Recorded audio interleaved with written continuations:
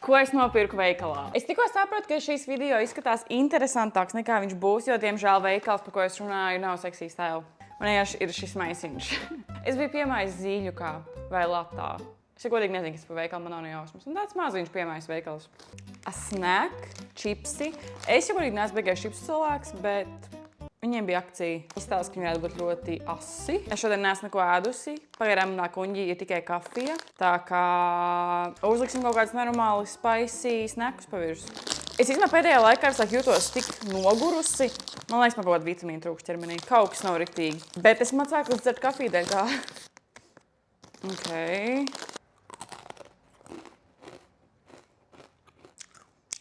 Zini, viņi ir asi. Bišķi kaklā koši, bet viņiem ir laimes klāt. Un tā laime garš kaut kā neutralizē to vispārējo. Bet jā, es aizvakar nogulēju kaut 11 stundas pa nakti. Pa dienu paņēmu jaudas naudu uz 3 stundām. Un jā, man nav laiks daudz gulēt. Man ir normāli daudz darbs pēdējā laikā, bet es tā kā man nav spēks.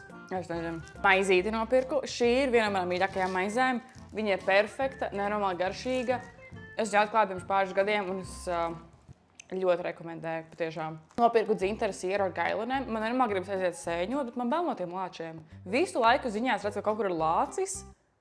Man ir bail, jo, ja es redzītu lācis mežā, es vienkārši, es apšurātos no bailēm, ja man godīgi jāsaka. Tā kā iztestēsim šo. Paņēmu olas. Es parasti mēģinu pirkt tas prostos, brīvu vistu olas, bet tajā veiklā tikai vienas olas. Tā kā es paņēmu šīs. Misenes maisi. Šie ar smaržu. Man patīk, ka viņiem ir smaržu. Tev arī patīk? Ir labs. Un tad pēdējā lieta, ko es paņēmu, ir krējums, jo es būtu taisīt gurķu, tomātu krējumu salātus.